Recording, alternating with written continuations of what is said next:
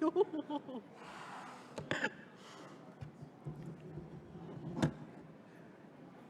Testing mic, 1, 2, 1, 2, testing mic. We're going to wait another minute or so, but if you're outside and you can hear me, please feel free to make your way in. Welcome to track 1. This is the one of 2 rooms. We're calling this track 1, of course. My name is Ryan. I work for a radio station here in KL called Fly FM. I want to say thank you very much once again, everyone, on behalf of Radio Days Asia 2023 for being here, the 3rd ever. Shout out to my bosses at the back. Jake Abdullah's here. Moots is here. We're going to wait a couple of more minutes or a couple more seconds for everyone to make their way in here. Is it just me or the coffee machine very long? The queues were long, the coffee machines were long. But once again, thanks very much for being here, everyone. Radio Days 2023, of course, a 2-day conference, the 3rd ever Radio Days conference to take place here in KL. If I'm not mistaken, there's also Radio Days in Europe, which happens there. This is the Asia edition. We've got people from all over the region, if not the world, here today, from Sweden, America, Australia, Singapore, Japan, China, India, of course. Shout out to our friends in India. And of course, my brothers and sisters from Malaysia. My name is Ryan. Once again, I'm from Fly FM Malaysia. I want to say thank you very much for spending your morning here with us and potentially your whole afternoon here with us. Today's all about sharing of ideas. Today's all about brainstorming ideas with one another. We're all industry peers here and hopefully steal a couple of ideas from you and on your radio stations, how you've worked in the past. On that note, I want to make a quick shout out to our sponsors, RCS and Radio Player, Malaysia's Government Tourism Board, MYCEB, as well as Malaysia Airlines. But ladies and gentlemen, please join me in welcoming now center stage to talk about the power of disruption, the CEO of Media Prima Audio, and by the way, I'm very proud to say this, a fellow fan of my beloved Liverpool Football Club. Please give a big warm welcome to Nazri Noran, everyone. Thank you, Ryan.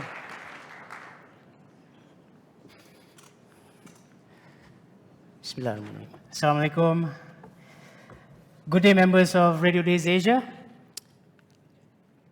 Esteemed delegates, welcome to KL, Malaysia. My name is Nazri Noran, CEO of Media Prima Audio. We have 5 radio stations that covers languages in Malay, Chinese, and English. Anyone here first time in KL? First time? Okay. Should try nasi kandar. I got our fellow friends from Jakarta yesterday, had a nice nasi kandar nearby, right? Pelita. Okay. All right. I come to share here a little insight on the power of disruption. I'm sure everyone here are experts and probably have had many examples in their career. I'm hoping that this would add a little value to you and also to inject your creative juices.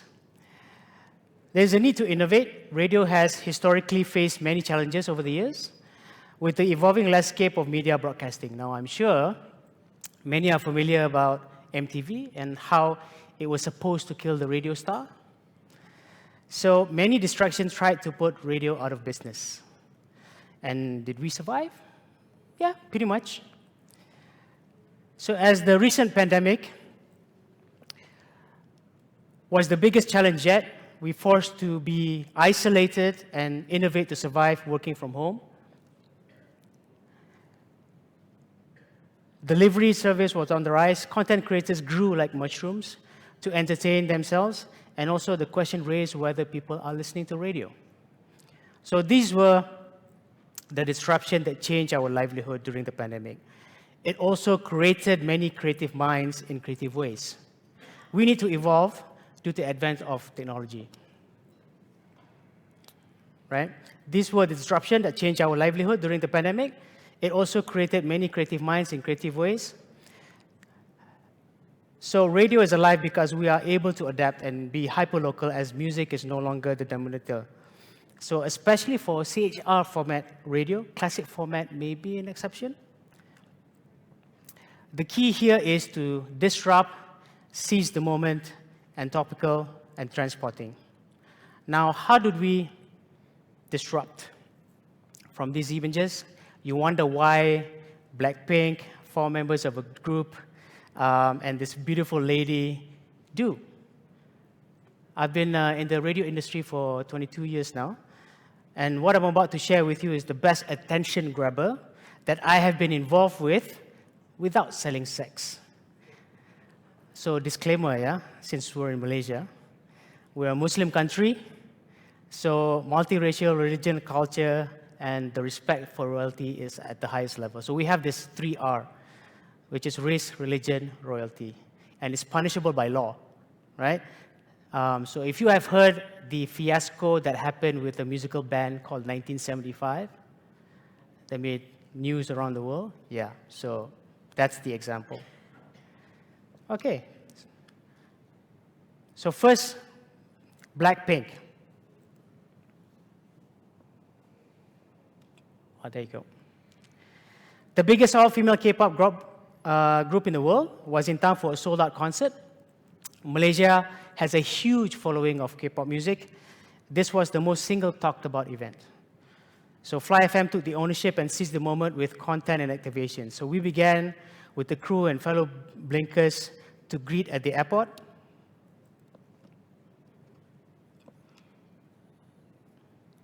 We welcomed them to KL with digital billboards. En route from the airport to the concert venue, we gave out our very own local drink. So Malaysian drink is called Bandung Cincau, syrup Bandung Cincau, right? So it's actually pinkish in color. It's syrup with milk with the black jelly. So hence Blackpink, right? So we made that and gave it out to the blinks waiting in line during the concert day. So our socials blew up, grew in engagements and video views, as you can see. Next, the evolution of AI. Moshi Moshi guys, it's so nice to meet you. I'm Ina Sabrina, Malaysia's first AI radio DJ. I just recently joined the Fly FM team. My show, Kalpis with Ina, is on weekdays from 2 to 4 p.m. on Fly FM 95.8, so don't forget to listen in. You can also listen to it on the Audio Plus app. We have the first Malaysian AI DJ on Fly FM in the last 2 months now. We jumped on the opportunity to experiment and creating the first AI DJ without cloning anyone. In fact, maybe just a voice. Ina Sabrina is now hosting a weekday show with contests, connecting with real callers, and earning ourselves in the record books for that. She's backed by a full team and not fully automated, so collaboration with the Kalpis drink. Fly with me, 2 to 4, in the stew, keep doing my thing. They sleep, they keep depending on me. Got no flows, still turn, in the booth, keep talking my shit. Need me? There's a fee, best announcer out of the 6. We released a song as well. So we created a life behind the voice and the image. She has her own social platform. If you have Instagram, follow her now on Ina_FlyFM. Okay? So this song is also released on digital platforms. We have also created a life that she has a cat called Moshi Moshi. The song Trust the Code, you just heard a sample of that. So this is what has become, and the first, and we are being recognized for that. Next. Radio is here to stay. In fact, we are making radio sexy again. Yes, tall, dark, and handsome. Well, 1 out of 3 is not bad. How do we make Hot FM grow 414% listenership in one day with 5.8 million total engagement on social media? We leveraged off a hot topic, and with KJ's charisma, the rest, as they say, is history. Selamat pagi kepada semua KJ DJ reporting to duty. Melaporkan diri di Hot FM. With our ability to drive our content past conventional radio frequencies like outdoor activation, TV, and social media, we really are redefining what radio means. And this is why we are constantly challenging ourselves to keep radio in the forefront. Audio, redefining radio. Last but not least, the biggest thing that happened on Malaysia radio this year ever, cabinet minister to radio icon, KJ jadi DJ. Unbowed, unbent, and unbroken was the biggest catchphrase and trended when the former minister KJ sacked from his political party on 27th January 2023. He became a minister since 2013 for youth and sports, then science and technology, and then health minister. He has a unique aura that connects with all Malaysians and aspires to be the future PM. Hence, he has a huge following, a heartthrob, a sexy political figure. Some say lah, right? So if you want to know how dynamic and dramatic our politics in Malaysia is, we have changed 4 prime ministers in the last 4 years.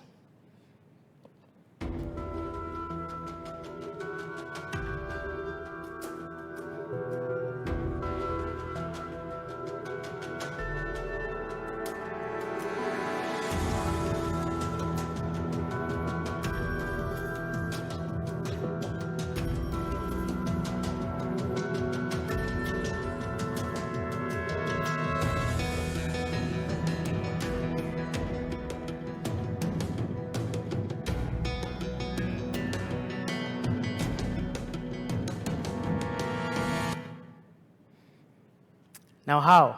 When KJ was sacked on 27th January, we connected with the team the same night and reacted the next day by offering him with an open letter to join Hot FM as an announcer.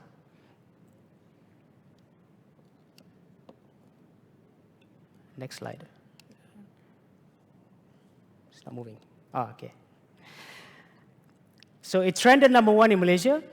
2 weeks later, after he replied with a resounding yes, live on air, and the rest is history. The nation was at a standstill with organic coverage over 60 media platforms from a plan of just 1 week gag turning into a full year.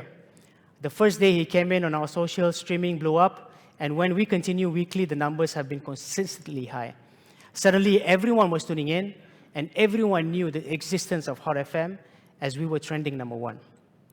This is what disruption can do, getting the attention of the audience to your brand by creating the sizzle or reacting to trending stories.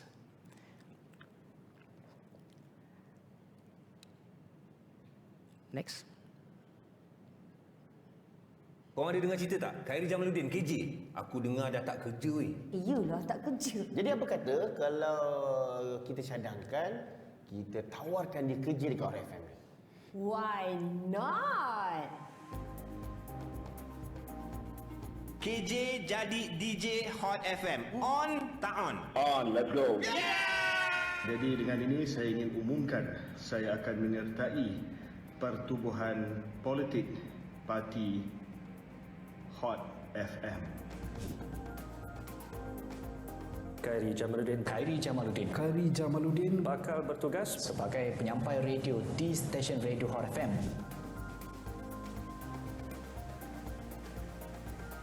Selamat pagi kepada semua KJ DJ reporting to duty. Saya telah terima tawaran daripada Hot FM kerana sudah pasti Hot FM adalah radio station yang terbaik di Malaysia. Menang selfie, kalah undi.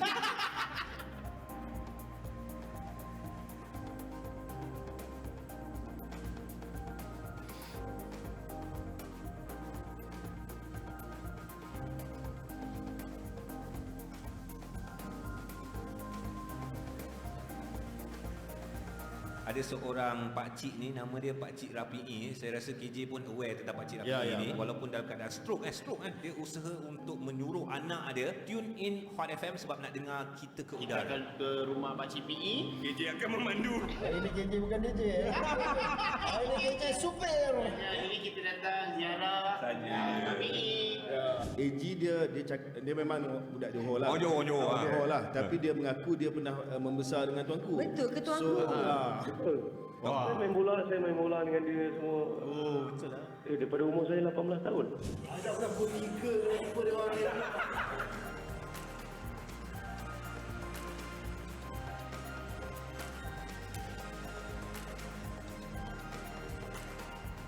Berhati-hati, brother. Kau belum jadi menteri lagi. Mengandungkan lagu untukmu yang jauh di mata daku kirimkan kasih di angin lalu.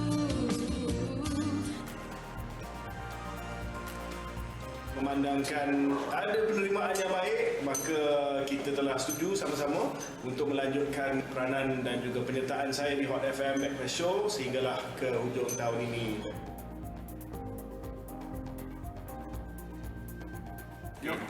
Korang cakap aku keras ni.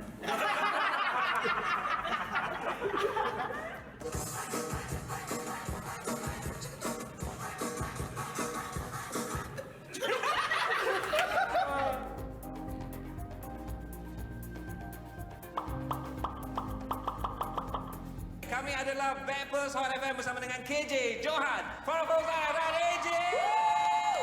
Nak sponsor kereta tu macam mana? That was single-handedly the biggest thing that happened in Malaysian radio. Since KJ joined radio, he used this opportunity to continue his momentum to stay relevant and launch his new, now successful podcast series, Keluar Sekejap, that covers political stories. By the way, KJ will be here tomorrow at 2 p.m. to share his podcast success at Track 2, 2 p.m. if you're going to be here, right?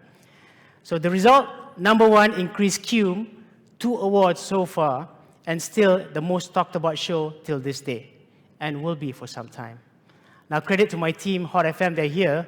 Stand up, Creel, for pulling this off, which is probably the biggest thing, and we don't think we can do another one like this ever again. So thank you, everyone. Assalamualaikum.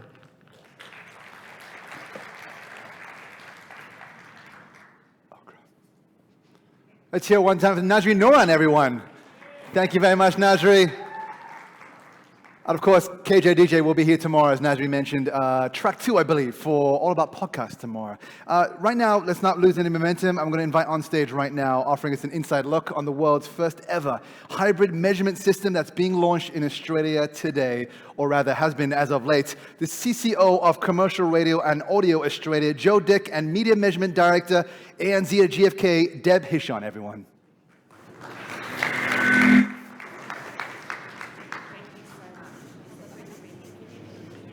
Yeah? No. Oh, there we go. Thank you so much, everybody. It's a pleasure to be here today. Before we get into Radio 360, I'm going to give you a brief overview of what's happening in the Australian radio market. Our listeners and our audiences have never been stronger. They've rebounded really well post-COVID. People are out and about, engaging, and more DAB plus stations, and people are really engaging with those as well. In fact, over the last 2 years, there's been an additional 1 million people tuning into commercial radio.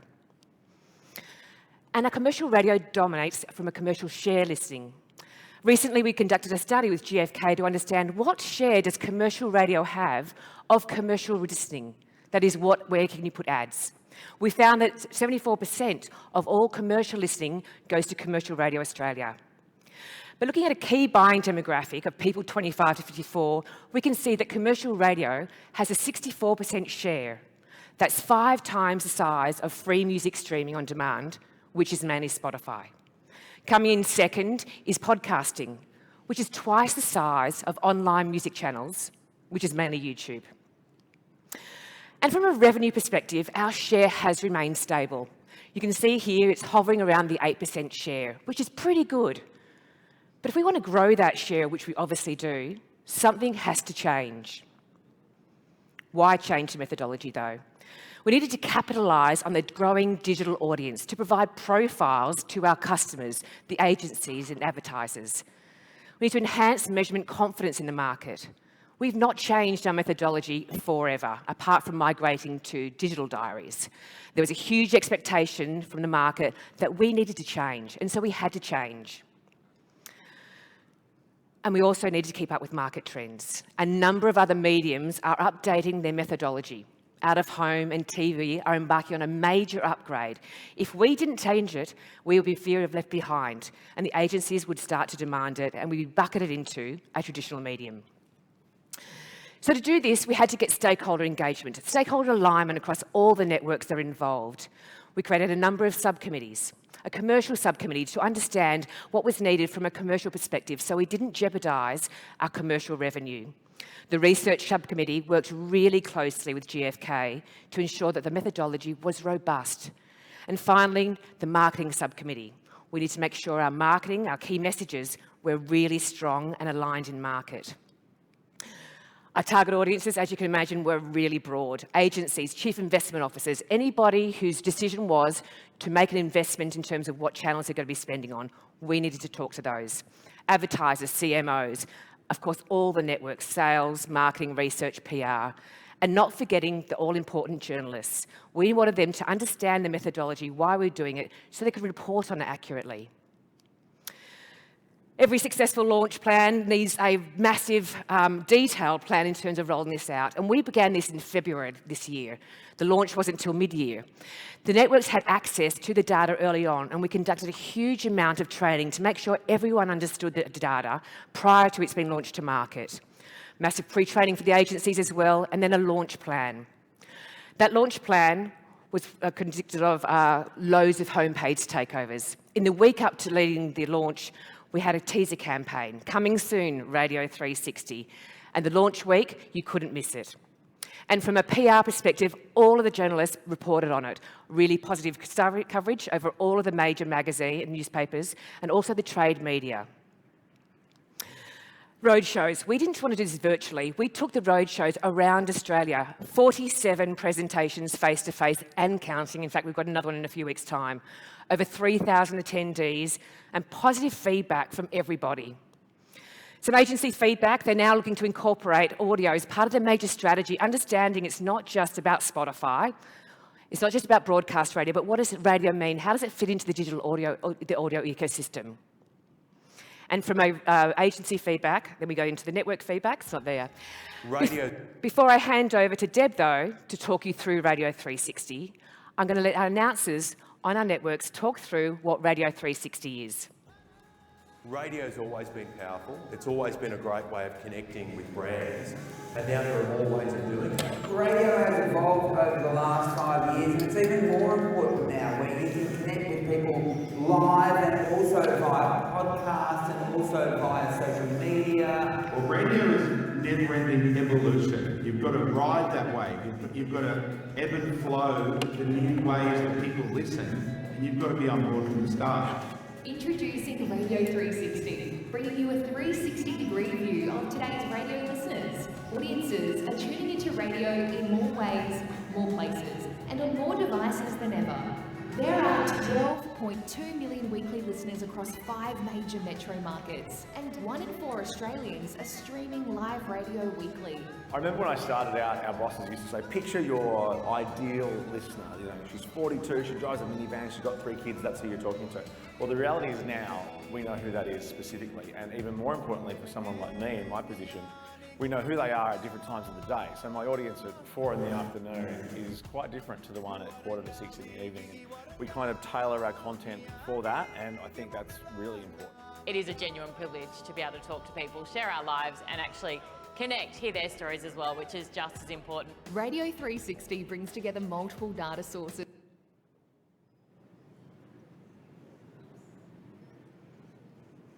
I think we have a technical glitch.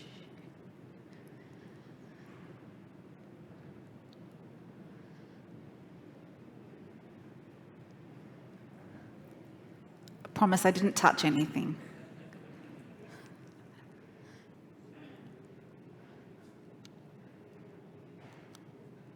No.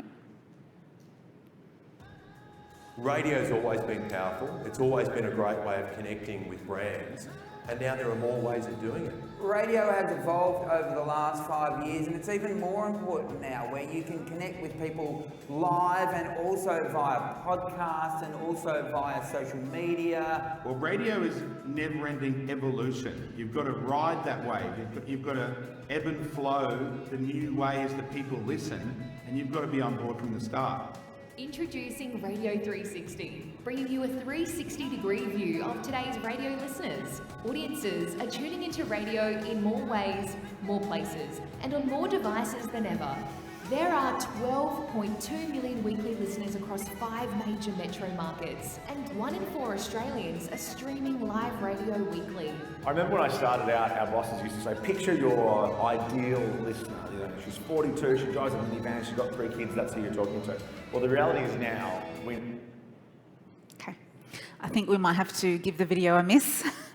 So we'll get straight into my section. So big thanks to Joe to talk about what happened with the industry, bringing Radio 360 to life. It has been a truly remarkable experience, launching a new radio rating system in a market like Australia. I'm Deb Hishon, the Media Measurement Director for GfK across Australia and New Zealand. And after 20 odd years of working in audience measurement, I can truly say that this has been a massive career highlight for me.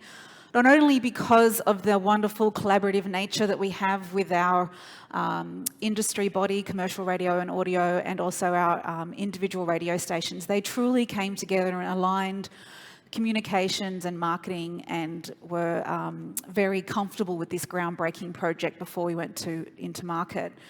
That being said, it has been a long road to get to where we are today, and I've got an amazing hairdresser. I'm now blonde. I was probably a brunette when I was here last, to cover the greys. And I'm going to talk to you a little bit about how we got to where we are today. I'm then going to talk about where we're moving forward, and I'm going to give you a really deep dive into what's happening with the audience data in Australia. So about 5 years ago, the industry came to us and said, we need to evolve our audience measurement system. Australia has always been at the forefront of innovation, and we've always been looking at what's happening in other markets. It became very clear we needed to find a new system that maintained the integrity of what we already do in market, but evolved what we do. And this is the measurement innovation program that started, and it became very clear we needed a massive study in our market called the Super Pilot. So some of you may remember it. I was here pre-COVID talking to you about the Super Pilot, where one respondent wore our GfK watch meter. I have one on today. They installed on an app the sound recording device. They also filled in a radio diary for us while we were collecting streaming data. Is there some reason why the slides are moving before I'm touching? Yeah? No? Okay. We came together, so the Super Pilot showed us very clearly that the patterns of listening were very similar, but there were pros and cons to each of the audience tools. So we decided that a hybrid system was going to be the best. Take the best of both worlds from all different tools, and we created a hybrid audience measurement system called Radio 360. We launched in 2022 saying we were coming to market, and as Joe said, we have now been live since June this year. So what does Radio 360 look like in the Australian market? It's made up of 3 measurement tools. At the core of our system is our survey methodology, or our diary survey. 50,000 different respondents every year completing a diary, 80% now online using an e-diary, 20% done face-to-face using a paper diary. We retained 20% to reach those harder to get demographics, some older, some younger, that we can't get on the online environment. The biggest part is our streaming integration. This is live from the radio stations, the volume of streaming that's occurring through their web players and through their apps. We do this by collecting 200 different station server logs, and we've deployed over 3,000 GfK Sensic tags. This is a tag that sits on the radio station's web player and app, and both sources give us every start and stop iteration that a device makes to a radio station's streaming asset. We then have to, we then have to take that census level data and profile it. And I'll talk a little bit more about how we do that. Probably the biggest buzz in Australia has been the wearable meter panel. This is 2,000 respondents wearing a meter, the GfK Media Watch. And I'll talk about how that works in just a minute. But we're using it to calibrate and validate our modelling, but also to provide new audience insights. We're running a panel for 365 days a year. We run the radio ratings for 41 weeks of the year. There is a gap in the market where we can provide new audience insights. And I'll talk a bit about that in a few slides. So these 3 core assets come together to create Radio 360. Now I'm going to take you a little bit behind the scenes now on how we bring it together. So we have 3 core processes that I'm going to walk through. The first is standardization. Now this is where we take these 200 individual station logs, we receive them daily from our radio networks, and we have to run our own GfK quality control process. We do this because every network, every station needs to be treated equally. We run our own geo-mapping rules. We remove any interstate and out-of-country listening. And we also have quality control around excessive listening sessions. They need to be realistic. It's the same rules we apply with our currency data. We then take the GfK Sensic tag, we use that to validate cross-station listening behaviour and patterns of listening against the server log. So these two data sets come together to create a uniform model of census-level device data. We then have to profile that. Now, this is device-level information. We need to add people to that.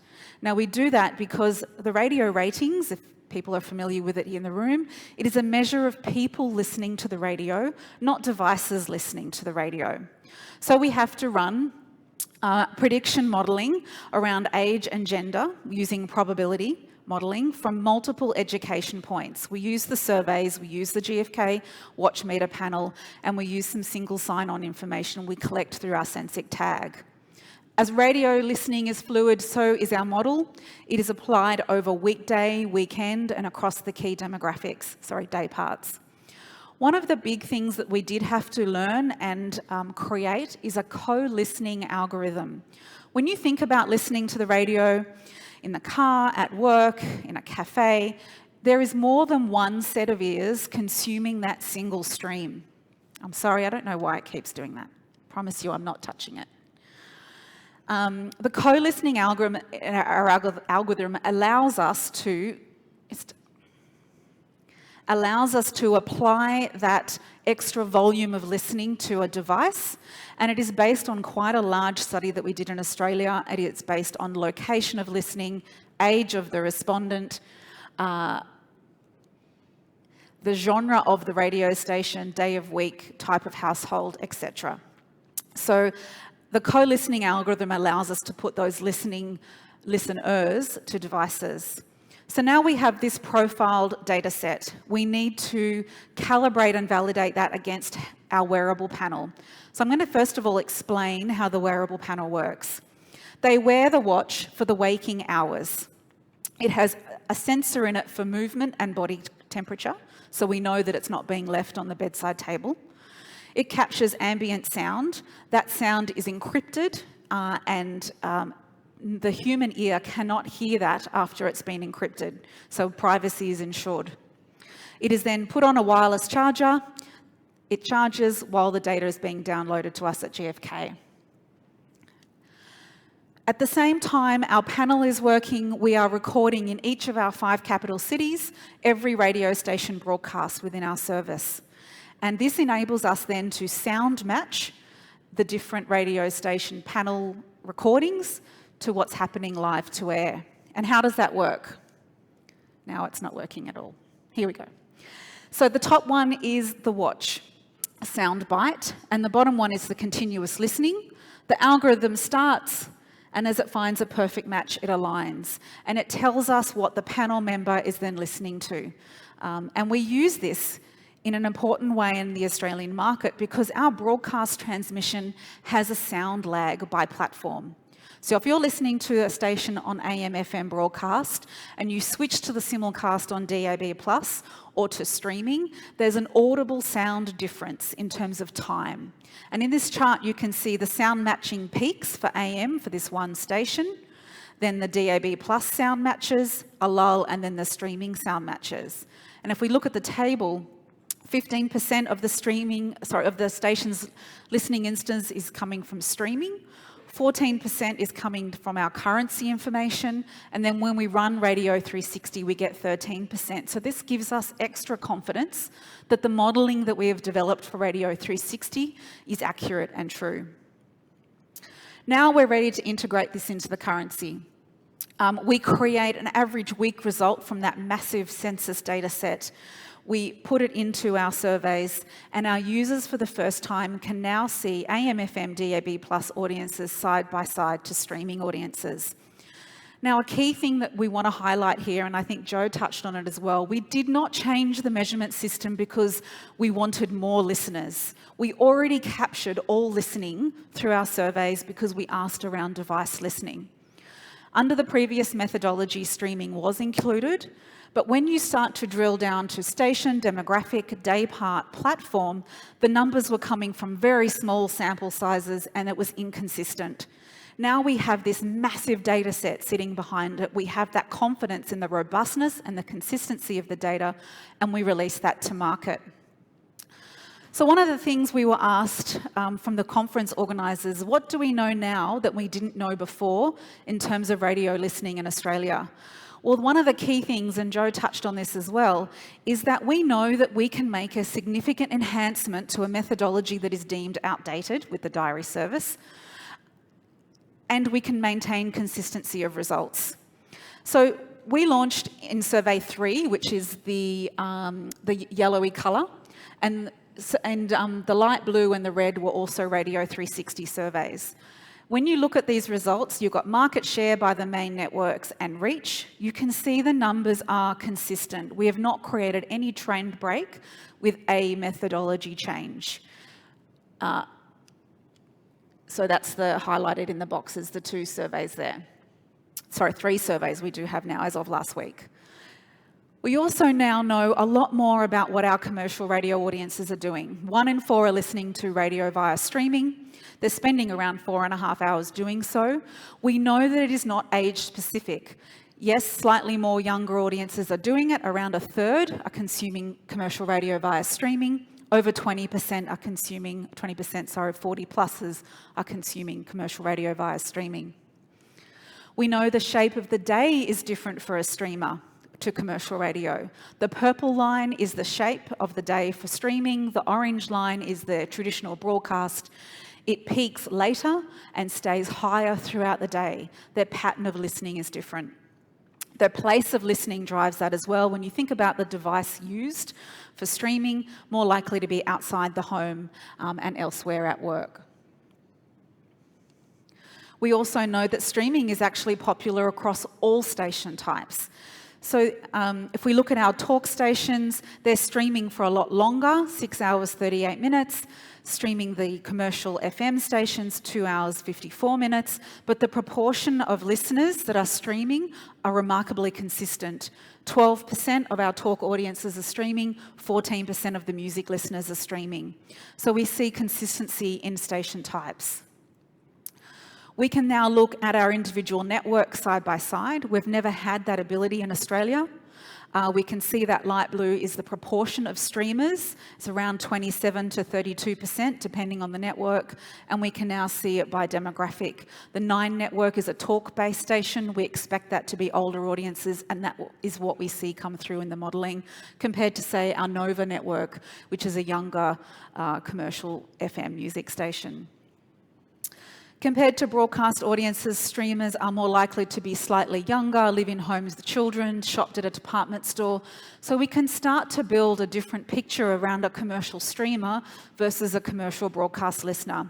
And we do this, and we're bringing this to market so to give our users, the media agencies and our commercial businesses, the ability to start looking at these audiences in different ways and planning accordingly. Some of you may be familiar with GfK Probe. We have enhanced it in the Australian market. We now have the ability to look at all of the metrics we've always had with our currency data, but now against AM, FM and streaming data side by side. We have also rebuilt our reach and frequency module, so you can create a streaming campaign and an AM/FM broadcast campaign and compare them side by side and look at their total performance together. So when the time comes to commercialise this data in a more stronger way, we've got the tools available to the industry to do so. Now, I touched on the event audience measurement process. We are now able in Australia for the first time to take the wearable data beyond the contribution to the streaming integration that I explained, but also show our audiences a moment in time and the non-survey periods where we're not surveying our markets. So the first example is when the Queen passed away last year. The blue squiggly line is the day that the news broke in Australia. The purple squiggly line is the previous Friday and the Friday after, to show you an average Friday listening. You can see audiences drawn to radio to find out what's happening. And for all of you program content guys out there, you know that this is the case, but now we can show you for sure that is exactly happening with a wearable panel. During this non-survey period of summer in Australia, we don't place diaries through December, January, because everyone's off at the beach and not doing their normal routine. But the wearable panel enables us to see the pattern of listening. The up and down through the survey period of 2022 and 2023 is quite consistent. We expect the pattern of listening to change over summer. That makes sense. We're out of our normal routine. The volume of listening each day, though, is remarkably similar. At 1 hour and 57 minutes for that non-survey period per day, compared to 2 hours a day. So virtually no difference. So we're still consuming at the same volume, but the pattern of listening is different. And these insights are brand new that we're bringing into the Australian market. So Radio 360 Launch 1 has happened. We're live in market. We are already working on the proof of concept of how we integrate the podcast information into our radio ratings. And then we're looking at deeper radio insights using unique identifiers, looking at how we can integrate more granular information from the wearable panel. So it's a moving feast, and so stay tuned for what's happening next. Now, before I wrap up and take some questions if we have time, I just wanted to highlight the benefits of Radio 360. For the first time, GfK is providing to market a deduplicated audience measurement system that has side-by-side all the networks across streaming and AM/FM. There are multiple sources of data available to enhance the credibility of the ratings. Sorry, I'm not pressing that button. There are event analytics now that we can provide to market. Our users can optimize the audiences better, and we are future-proofing our system. But one of the key things I wanted to highlight today is that Radio 360 has not just been built for Australia, it's been built for any market that wants to adapt and change their measurement system. It's flexible, it's designed to grow and scale to any market requirement, any budget, any specifics that an individual market requires. So now as I wrap up, and now it doesn't want to go. Radio 360, built for the future, built for any market, designed to adapt and scale to whatever market needs occur. The future measurement innovations that we're working with CRA on will continue to evolve, and we will continue to align to the changing landscape. So thank you for bearing with the technical issues I've had, and thank you to Joe as well. And I think we have 16 seconds for any questions, given our technical issues. So if anyone has any questions, please either feel free to ask in the next, they've given me 20 more seconds. 25 seconds. And counting up. And counting up, excellent. If you don't have a question now, we have one. It's fabulous. Yep. Or you can come and find Joe and I in the break, we'll be out obviously.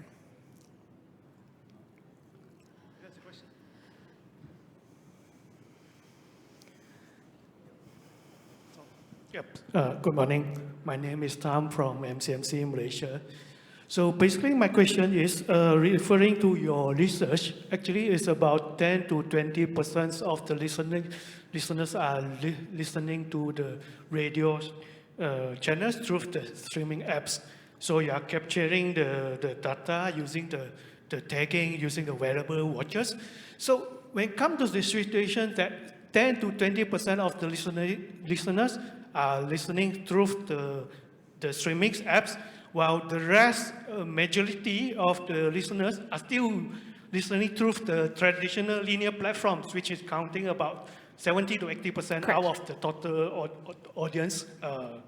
Okay, in this situation, we can see the trend line of how the listener behaviors along the days, and we could represent some indicating the data, how the listening shapes.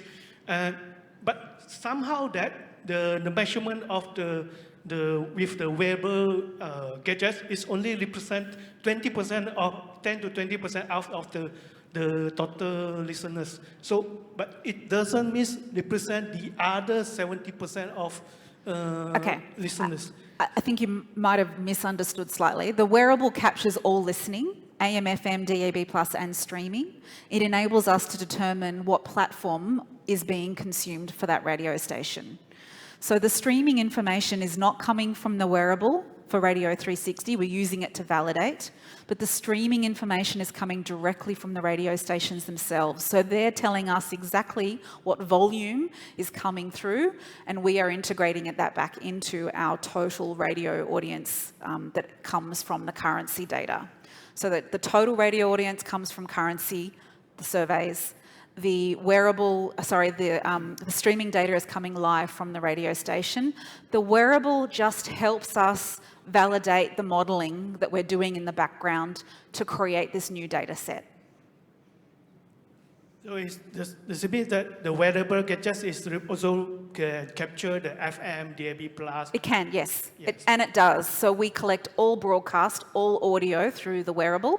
We're just using it to validate the modelling that we're doing with the streaming data that's coming directly from the radio station.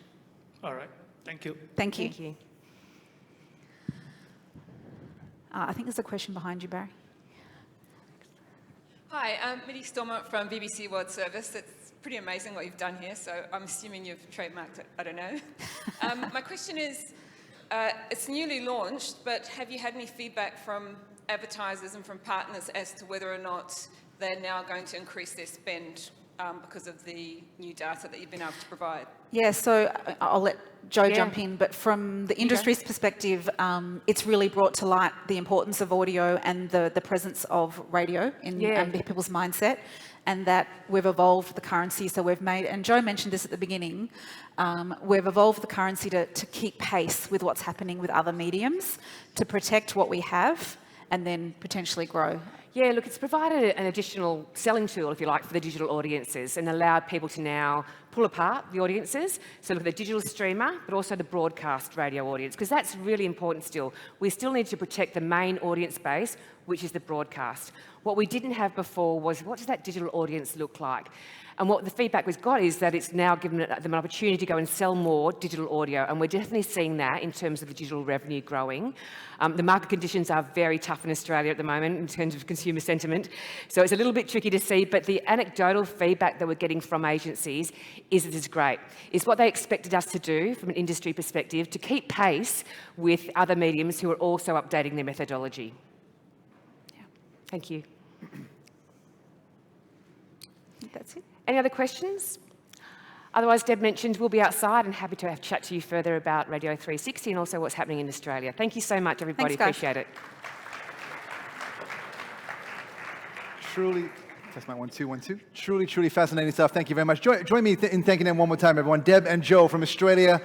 One of the most robust, exciting, innovative areas of radio around the world is Australia. So thank you very much for sharing some insights onto that. For a quick now share of words, please welcome the President and CEO of RCS Worldwide, bringing us real-world examples to showcase how technology is making money for stations now. Please welcome Phillippe Generali, everyone. I'll try to make the most of it. Good afternoon, everybody. So my name is Phillippe Generali. I'm the President and CEO of RCS. We have a booth just right outside with fantastic people from China, from Malaysia, from Thailand. All our staff is there from Australia. I'm in New York. I'm from France originally, but we're based in New York. We're a New York company. So we sell software to radio station, and today I'm going to talk to you about what we do on the cloud. We have 10 short minutes. I know there's myself and another presenter between you and lunch. I don't want to be preventing you from grabbing a bite, so I'm going to be quick. A story first. So I'm at the office in New York, and one of my support agents knocks at my door, said, "There's one of our clients who wants to talk to you." It's about a catastrophe going on. So we have automation system at over 4,000 radio stations around the world. Our equipment works 24/7, and we have support center, very good support people, tech people, engineer, that takes the call. I don't speak to the customer usually, but in this case, I take the call. It's a vice president of engineering for a US corporation, hundreds of stations in the nation, and my poor customer is panicked. He says, "My songs are disappearing in front of my eyes on the automation system. Station after station, they see the audio file disappearing. All of them, one by one. No audio to play. The station goes off the air. Guess what?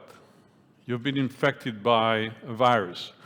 So we stop everything, turn off all machine, try to stay on the air any best way you can, and let's try to fix your computer. In this particular incident, it took us about 72 hours with a team of 15 people. We supplied 6 engineers round the clock, over time, to clean the machine, turn them off, and bring back the stations on the air. It was quite an ordeal. The good news is that we have a solution to prevent that from happening, and we did it with our cloud system. It's called RCS Disaster Recovery. RCS Disaster Recovery will help you stay on the air whenever there's disaster that happens at your radio station. How does it work? Very simple.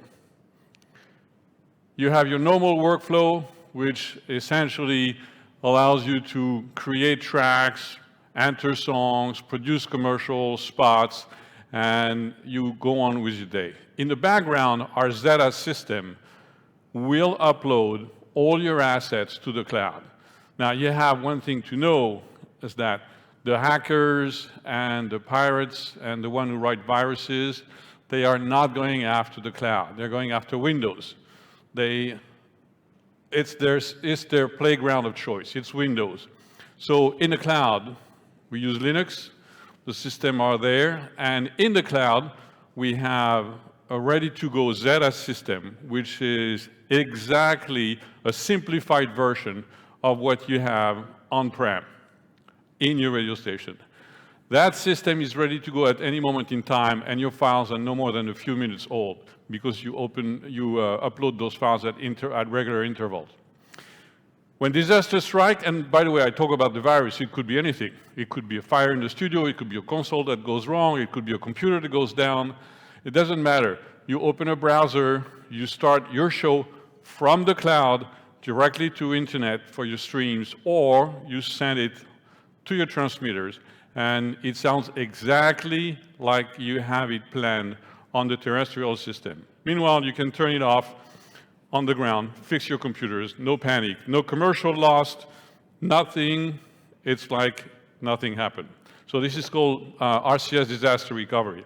It's one of the nice things we do about the cloud is offering additional service to our customer. Right now, when we sell a Zeta system, we have about 80% of the customer who take the RCS Disaster Recovery, better than having a redundant system, because when you have a redundant system, it gets infected. So that's one thing I wanted to talk to you about.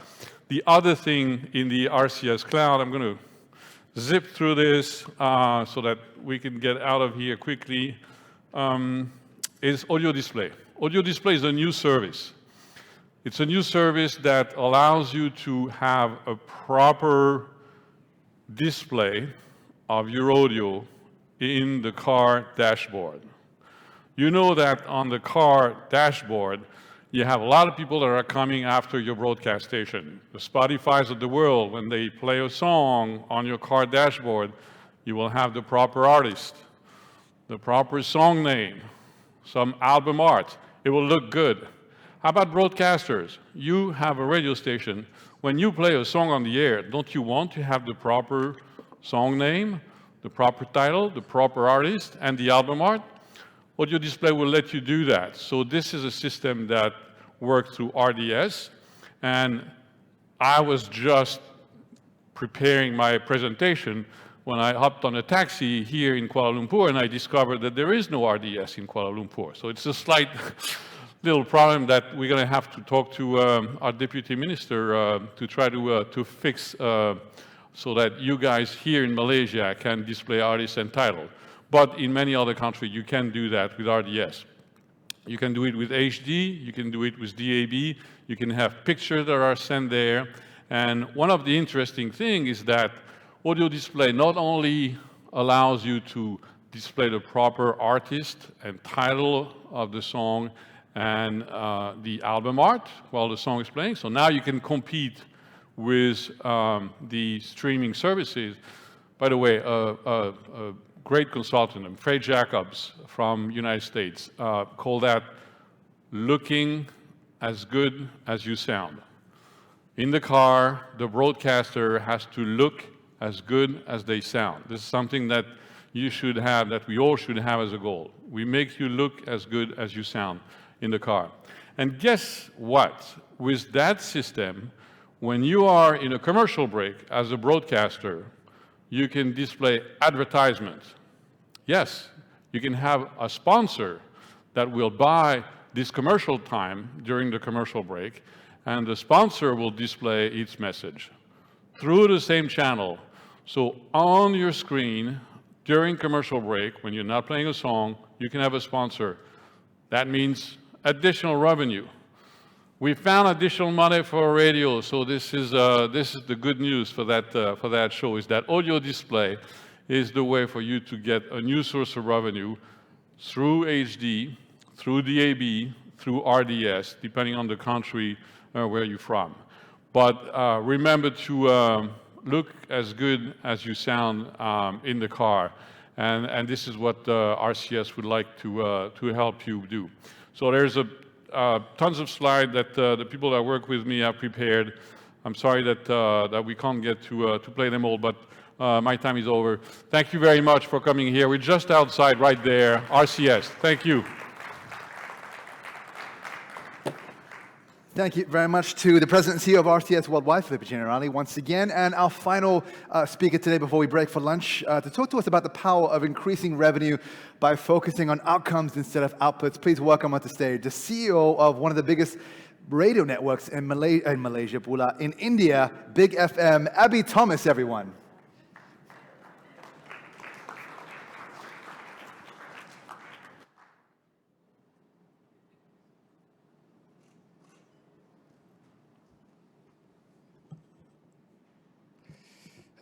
Good afternoon, everyone.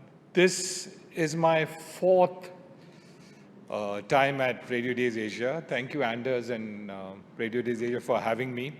Every September, I do this annual pilgrimage to Kuala Lumpur and leave enthused and making new friends.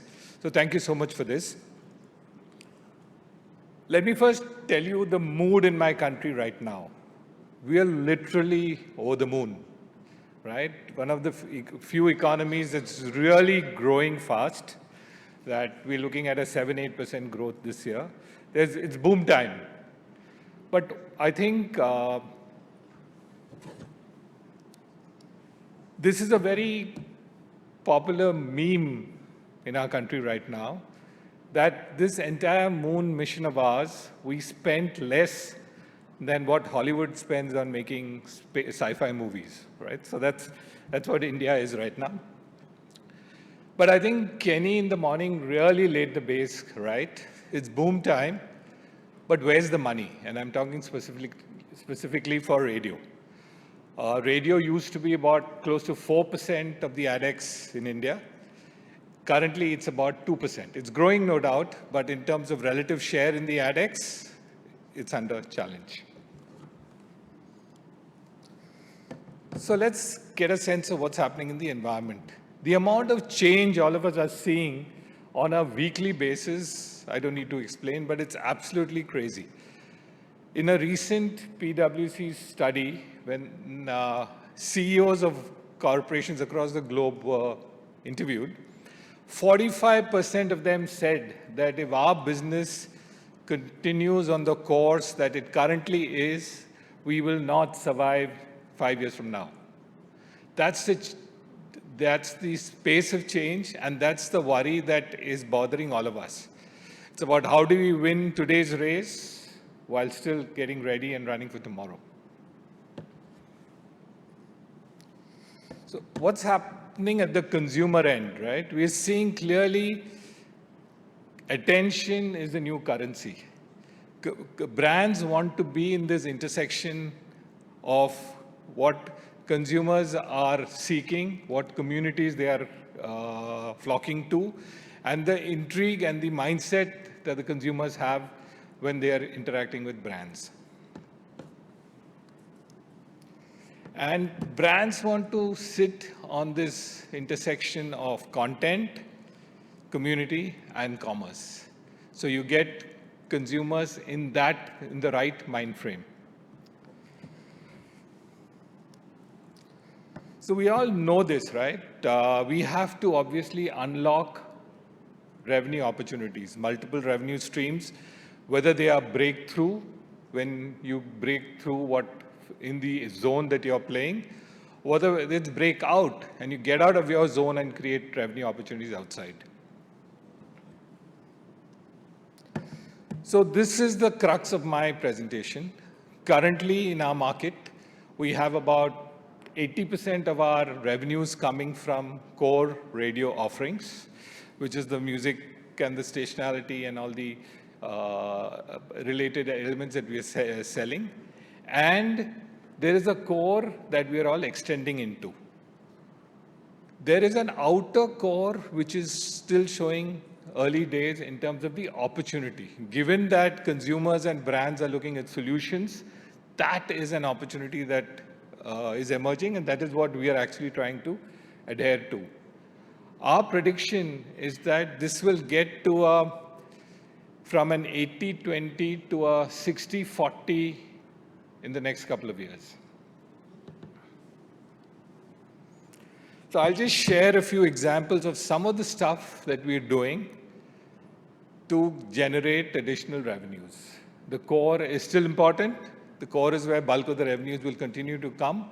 But there is a clear need for us to become marketing solutions providers. The first one is podcasts. I think we have one of the biggest congregation of podcasters here. And it's boom time. India is the third largest consumer of podcasts. There's great content out there. There's emerging, engaging content out there.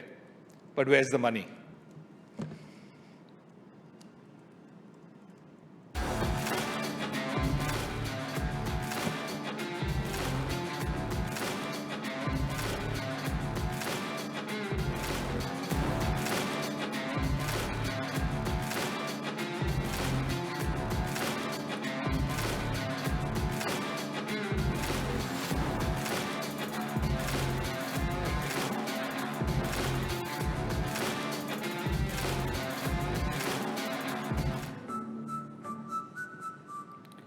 So we've created over 200 podcasts already because we've got talent in 58 cities and they're very keen and eager to kind of create engaging content.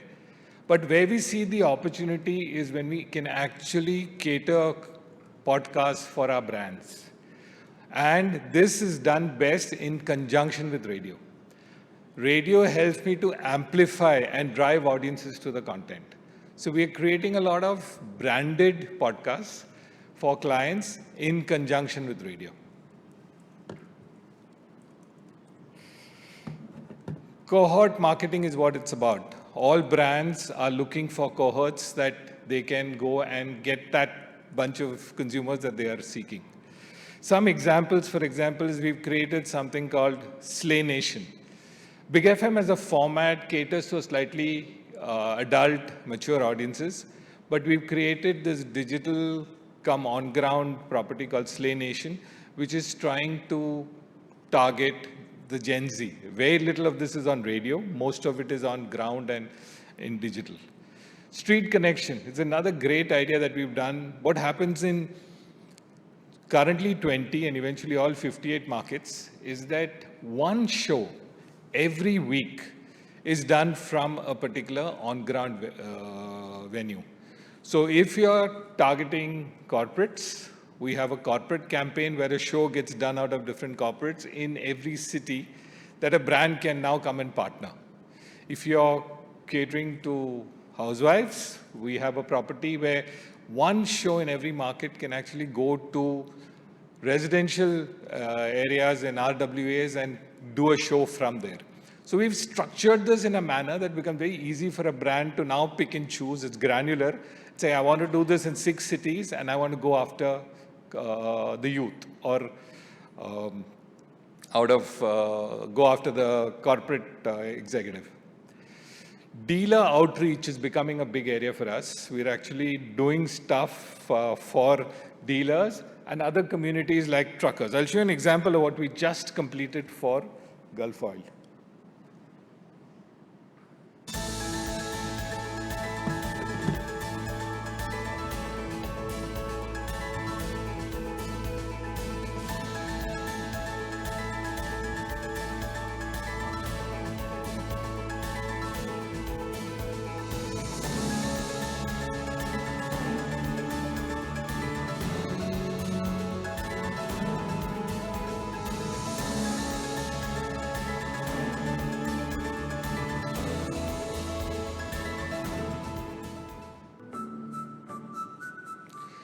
This is season 5. Over the last 5 years, every year during this time, we create an initiative for truckers, and Gulf just loves it. This time we said truckers in their long journey struggle for good, hygienic drinking water, so we did this around water. We've done this around sanitizers and hand wash during COVID. We've done it around different issues for the trucker. So the trucker community is the cohort that Gulf is going after.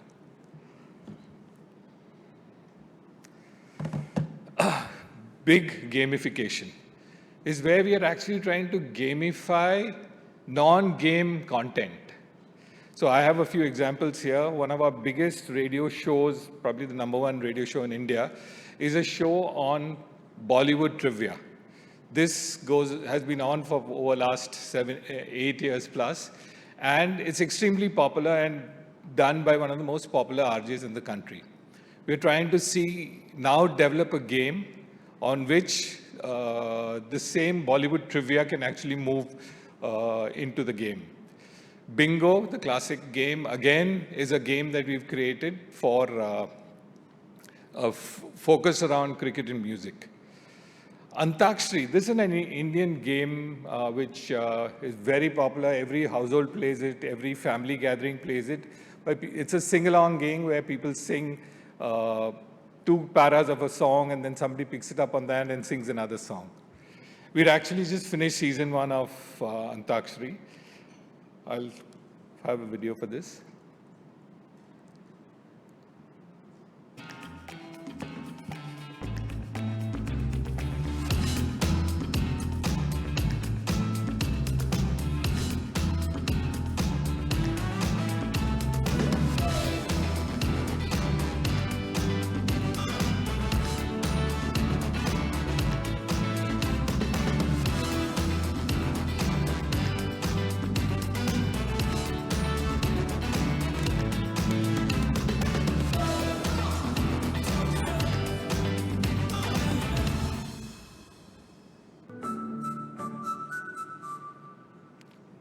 And what I really love about this AV is the Bank of Baroda logo on the left.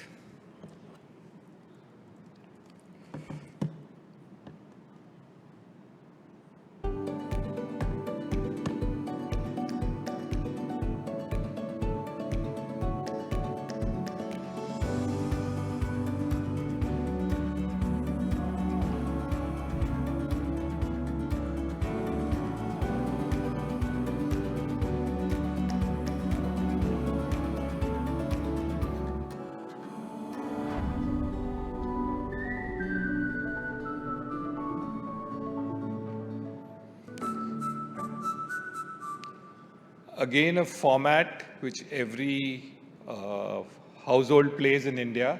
We kind of auditioned for it and created a radio show with an online extension. Again, a lot of sponsor interests.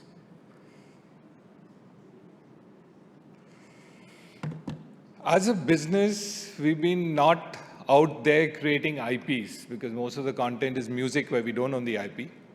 And of late, we've actually started focusing on IPs that are monetizable, that are scalable, that I can do across multiple markets. And we've created a lot of regional IPs to national IPs. And the success seems to be more in local and regional IPs. So we have an IP called the Big Impact Awards, where we actually go out and recognize achievers in individual markets. Huge interest from sponsors and huge interest from participants as well.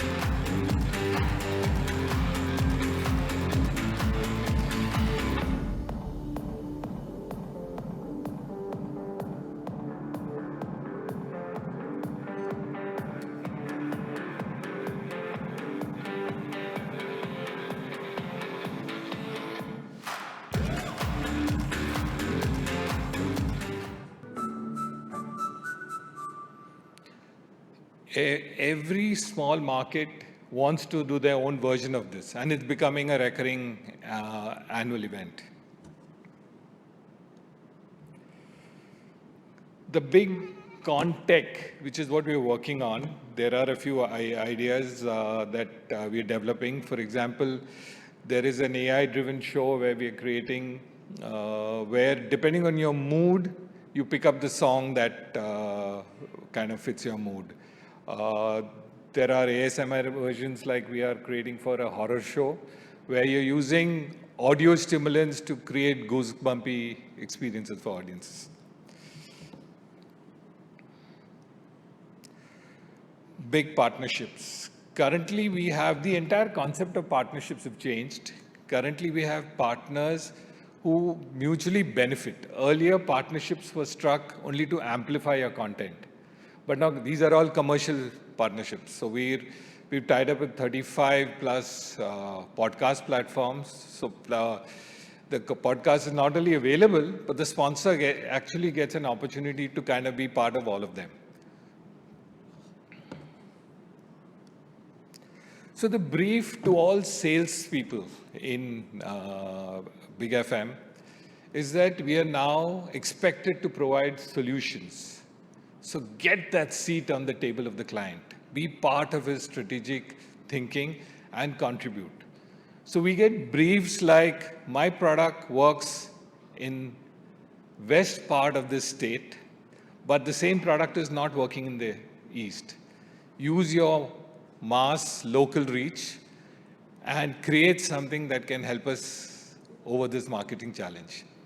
It's become a solution business, and any salesperson who can be part of the client's marketing think tank will be able to create a solution and will be able to pull in extra monies. Thank you. I genuinely believe that from a 80-20, we will very soon go to a 60-40 in terms of core radio revenues vis-a-vis radio plus revenues. Thank you. Thank you very much. The CEO of BigFM from India. Thank you very much, Abe Thomas. On that note, please join me right now in thanking all our speakers here today. We are breaking for lunch right now. We're going to be back at 1:45 p.m. And just to let you know what's happening here at Track 1 at 1:45 p.m., Emily Copeland from CADA, C-A-D-A, will reflect on the building of a new multi-platform audio brand for youth. And of course, conversations with Richard Fiddler, one of Australia's renowned podcasters, presenters, interviews is happening on this stage with a good-looking man, of course, Steve, who was hosting with before. We'll be having conversations with the man who has conversations, Richard Fiddler, taking center stage here. Be back 1:45 p.m. Lunch will be served through those doors where we had coffee and snacks earlier. Once again, on behalf of Radio Days Asia 2023, thank you very much for being here. I will see you back here at Track 1 or Track 2, depending on your preference, at 1:45 p.m. Thanks very much, everyone.